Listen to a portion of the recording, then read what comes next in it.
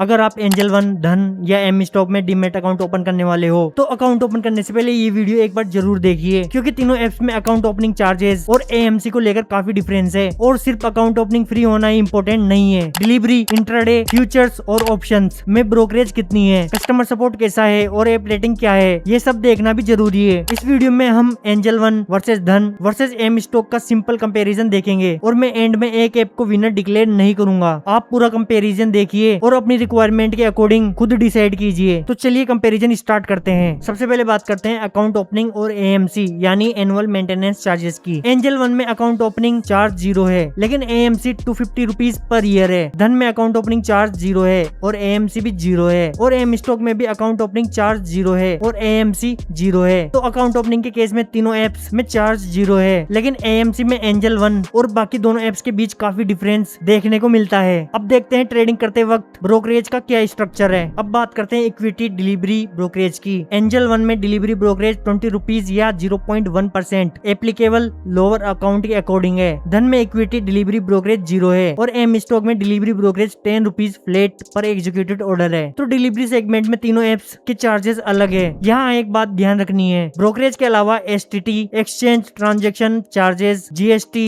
Stamp duty और other applicable स्टेटरी charges भी हो सकते हैं। अब आते हैं इक्विटी इंट्राडे पर। एंजल वन में इंट्राडे ब्रोकरेज 20 रुपीज या 0.1% जो भी एप्लीकेबल लोअर अमाउंट हो। धन में 20 रुपीज या 0.3% जो भी लोअर हो और एम स्टॉक में 10 रुपीज प्लेट पर एग्जीक्यूटेड ऑर्डर। तो इंट्राडे करने वाले यूजर्स के लिए भी तीनों एप्स का ब्रोकरेज स्ट्रक्चर डिफरेंट है। अब चलिए इक्विटी फ्यूचर्स के चार्जेस कंपेयर करते हैं। एंजल वन में फ्यूचर ब्रोकरेज 20 रुपीज प्लेट पर एग्जीक्यूटेड ऑर्डर है। धन में भी 20 रुपीज प्लेट पर एग्जीक्यूटेड ऑर्डर है और एम स्टॉक में 10 रुपीज प्लेट पर एग्जीक्यूटेड ऑर्डर है। यानी फ्यूचर्स में एंजल वन और धन का ब्रोकरेज सेम है, जबकि एम स्टॉक का स्ट्रक्चर अलग है। अब बात करते हैं ऑप्शंस ब्रोकरेज की। एंजल में ऑप्शंस ब्रोकरेज 20 रुपीज प्लेट पर एग्जीक्यूटेड ऑर्डर है। धन में भी 20 रुपीज प्लेट पर एग्जीक्यूटेड ऑर्डर है और एम स्टॉक में 10 रुपीज प्लेट पर एग्जीक्यूटेड ऑर्डर है। तो ऑप्शंस में भी तीनों एप्स का कंपैरिजन काफी स्ट्रेट फॉरवर्ड है। और यहाँ भी याद रखिए कि ब्रोकरेज के अलावा एप्लीकेबल टैक्सेस और स्टेटरी चार्जेस अलग हो सकते हैं। अब ब्रोकरेज चार्जेस से थोड़ा हटकर बात करते हैं ऐप रेटिंग की। एंजल वन, धन और एम स्टॉक की करंट ऐप रेटिंग्स में आपको स्क्रीन पर दिखा रहा हूँ। यहाँ मैं सिर्फ रेटिंग और यूजर्स रिव्यू को कंपैरिजन के लिए शो कर रहा हूँ। मैं रेटिंग के बेसिस पर किसी ऐप को विनर डिक्लेयर नहीं करूंगा। आप रेटिंग के साथ रिव्यूज को भी देख सकते हैं और खुद डिसाइड कर सकते हैं कि आपको कौन सा ऐप सूटेबल लगता है। नेक्स्ट इंपॉर्टेंट पॉइंट है customer support. Trading app use करते वक्त कस्टमर सपोर्ट इंपॉर्टेंट होता है, स्पेशली अगर केवाईसी, अकाउंट,